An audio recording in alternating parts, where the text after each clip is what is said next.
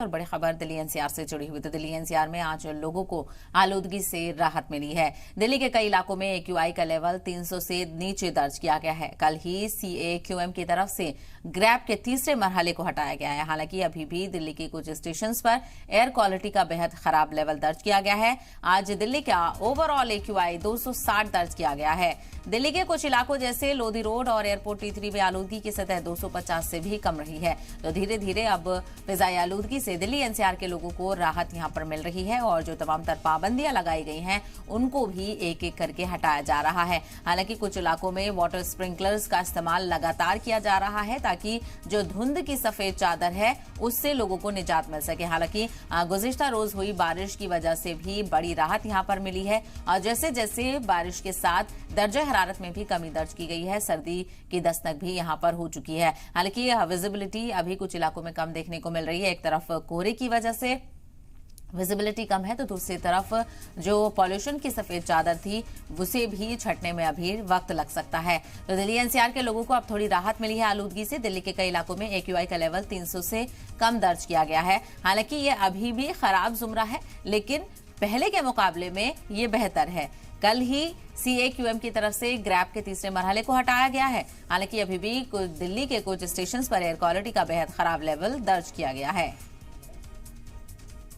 लगातार खराब वायु गुणवत्ता में सांस लेने के बाद आज दिल्ली एनसीआर में रहने वाले सभी लोगों के लिए एक बड़ी राहत की खबर है।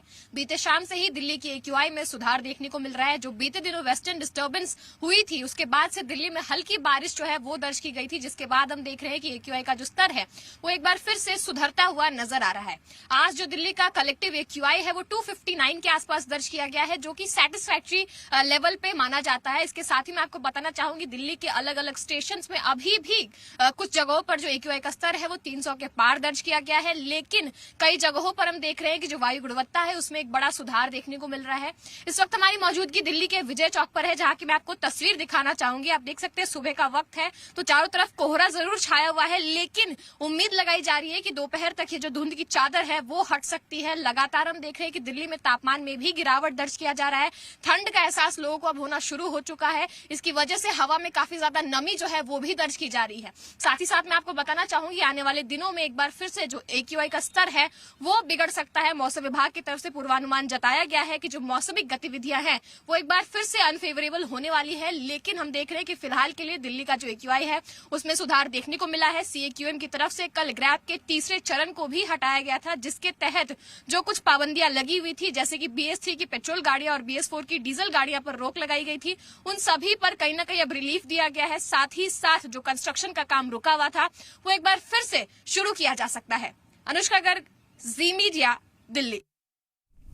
और इसी को लेकर ज्यादा जानकारी हासिल करते हैं हमारे नुमाइंदे आदित्य प्रताप सिंह हमारे साथ जुड़ गए हैं बराह रास्त। आदित्य, लगातार हम आपसे अपडेट ले रहे हैं और अब ऐसा नजर आ रहा है कि धीरे धीरे जो ये लेवल जो कम हो रहा है वो एकदम सही कैटेगरी में पहुंच जाएगा और दिल्ली एनसीआर के लोग सही खुली हवा और साफ हवा में सांस ले पाएंगे। बिल्कुल साहिबा, कल हम लोगों की इसी चीज पे और इसी समय यही बातचीत हो रही थी कि कैसे दिल्ली के लोगों को राहत मिले और जल्द से जल्द बड़ी राहत मिले। जिस तरीके से मौसम विभाग का अनुमान था कि 3 दिन तक बारिश होने वाली है, इस बारिश के बाद कहीं ना कहीं दिल्ली के लोगों को बड़ी राहत मिली है और जिस तरीके से एक्यूआई के आंकड़ों में गिरावट आई है या कह सकते हैं जो विजिबिलिटी पे प्रभाव पड़ा है, प्रदूषण की जो चादर थी वो जो कम हुई है उससे कहीं ना कहीं दिल्ली के लोगों को बहुत राहत मिली है।